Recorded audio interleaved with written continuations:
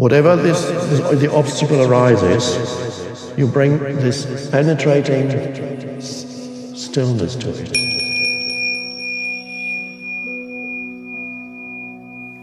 You can also look into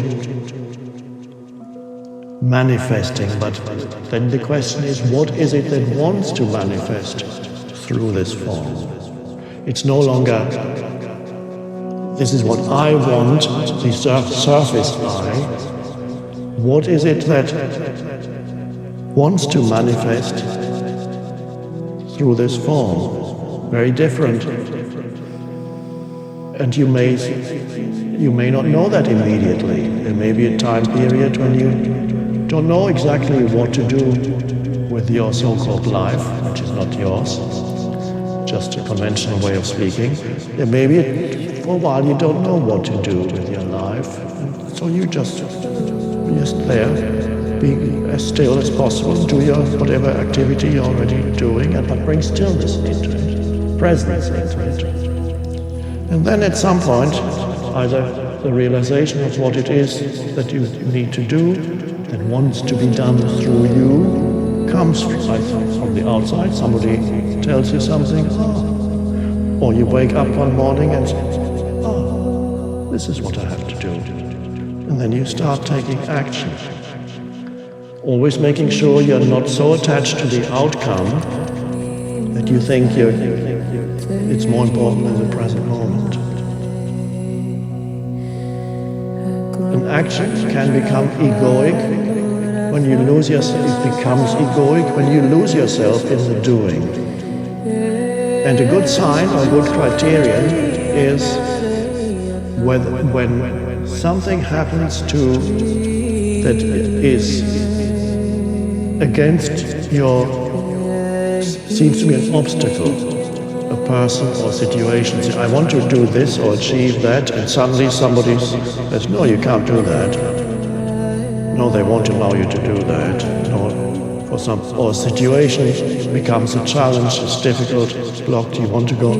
Somebody says, no, you're not qualified to do that, you shouldn't do that, it's not allowed, whatever. You need this and that which you don't have to achieve. Obstacles come all the time. If you get upset, that means that ego is back in the doing when obstacles come.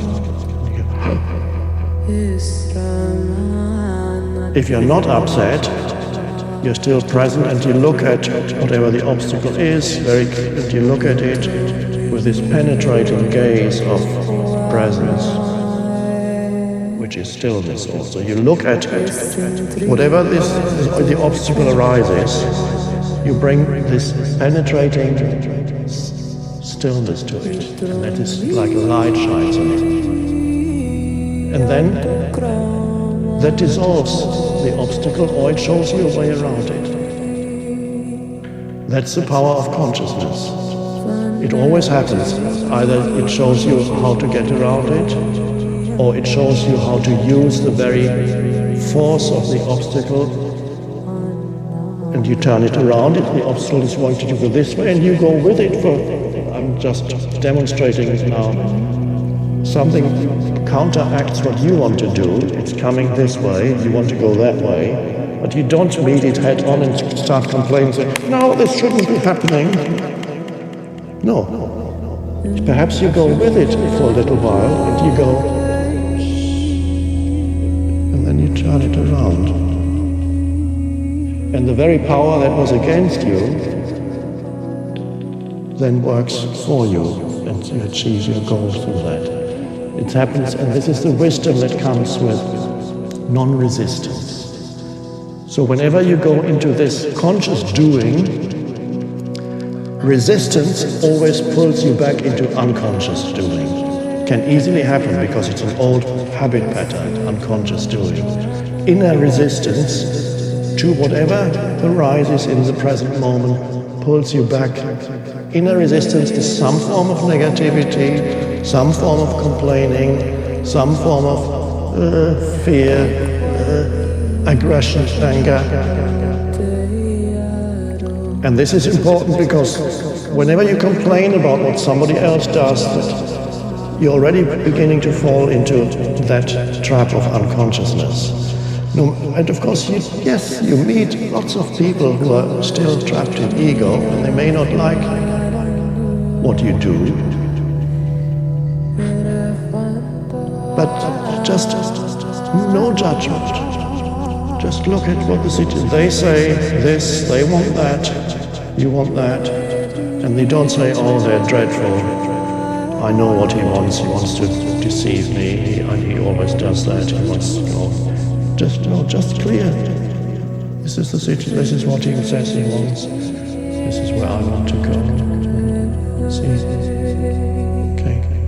Never any judgment of a personal situation. Just clear seeing, clear facing. This is the power, it's like a light beam of consciousness that falls onto, illuminates that situation, that moment, that person. That's the power of consciousness. No resistance. Jesus already talked about the power of non-resistance. And that the moment resistance comes, you're drawn back into identification with form. Protection, resistance, fighting. Are you going to succeed all the time in this? No, it's a shift from a way of doing that has been with us for thousands of years and a new way of doing that is only arising now. So you are transitional beings between the old consciousness and the new. And don't judge yourself if you fall back occasionally into the old consciousness. But you will quickly know it. How will you know it? You begin to suffer. You get upset. You get upset about situations. You get upset about people. You get upset about what somebody said. You get upset about what somebody should have said but didn't. You get upset about what somebody did or failed to do.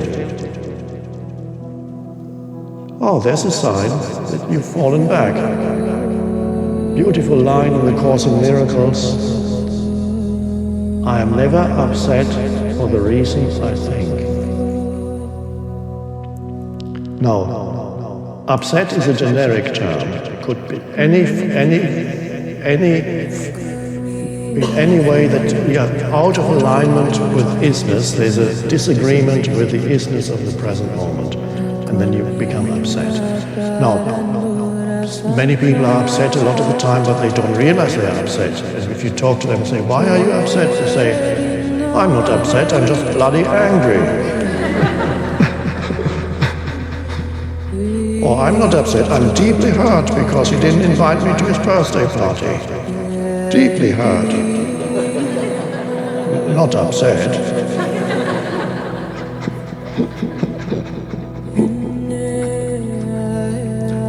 I'm never upset for the reason I think. Now, the deeper meaning of this, of course, is you are upset because you have lost awareness of being, your essence, identity.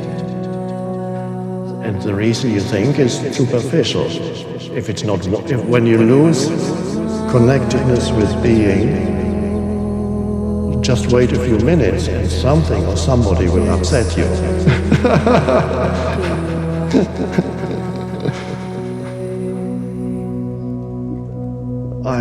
And so, if we believe that which seems to cause the upset is the actual cause, this is not the case. These are interchangeable, could be anything. And it will. So you'll be upset many times every day. By other people, by situations, by the slightest things or the biggest things. Upset. By the entire world is so frustrating.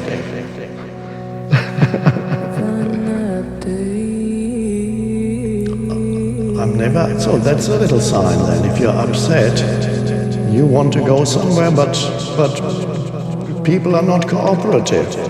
Situations are not cooperative.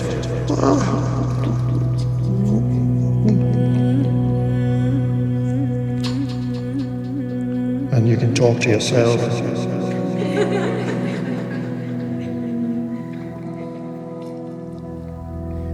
So that's a good sign then you can use. Also shows you to what extent the ego is active in you, because what's upset is not you, it's the ego in you. The ego is the erroneous identification with form, a false sense of I, which wanted something to make itself feel more at ease or bigger or more important or whatever, and is frustrated in its aims. Well, that's a good, then it's like a little, if you had a little, it's almost like having a little technical device on your arm that tells you whenever your ego comes back, it goes beep, beep, beep, beep. You don't need that. What? If somebody here is a technical wizard and is going to invent it, it's fine. But you don't need that, because all you need is to know if you're upset or not in everyday life. Now, for many walking egos, upset is their normal state. They might not even know it anymore because they're upset virtually all the time. And just waiting for some other thing to happen to explain why they are upset again. But of course there's the underlying dissatisfaction is always there. Foundation then is stillness. That's the return journey. So can we be then simultaneously in the return journey to the source of all life, spiritual dimension, God, stillness, and still be active in this world. And then, if we are that, what we then do in this world becomes empowered by the intelligence that emanates from the source. And then the source creates through you. No longer, the power of the source is then no longer distorted by the ego, and its power greatly diminished to a trickle. So the source is like light, you can say sunlight, wanting to shine through fully. But for a long time it's become reduced to a tiny little hole. And there's a little bit of light comes in just to keep you going. And now it can come through and use you. When we use language, we only create duality. So when I say it uses you, it's not quite true because you are it. But language does that. It uses, that's then, once we know that it's okay, we can use those words. It uses you then. Now what exactly it wants, I don't know. Perhaps it simply wants to create beauty, forms that are alive and joyful. It enjoy that. It's enjoyed the drama for thousands, hundreds of thousands of years. It's enjoyed the drama of people cutting each other to pieces and eating each other up. It's enjoyed the drama. The movie is changing now. And perhaps it's creating a much more pleasant movie. And who knows what is in store for us. I cannot predict the future. I'm not particularly interested. This present moment is wonderful enough. But there's a change happening. And of course there comes a point in your life when you may not, the source may become much more important than whatever you do. So you reach a time where you say, well, I've done this and that, and this has been wonderful. then all you are seeing just still, and you emanate that stillness. And even then you affect the world around you without any doing.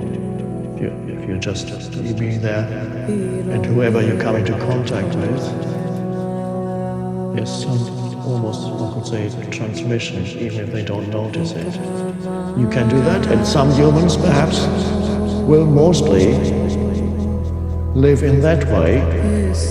How much doing you do, how much it varies from form to form, person to person. Some will be very active and into conscious doing and create and enjoy the creation. And others may do relatively little, or may just continue to do what they're doing already, but whatever they're doing will be a vehicle for consciousness or stillness that flows into it, this power, this beautiful energy that flows. It could be even a person who just gives information. Let's say you work at an airport and you give information to people. And maybe you stay there, and then everybody who comes to ask, where's gate number 16? You say, well, you go that way, and it's only about a 3-minute walk. And there were not only the words, there was a transmission of stillness with the words. Not in the sense that I am going to transmit stillness, no. It happens because you let go of the sense of doing, of I do. It happens. And the person, this one traditional word for it is blessing. The person goes away being blessed with that energy. And so, beautiful. So what you do really is secondary. Some may do great things. Others may do things that look on the surface not so significant.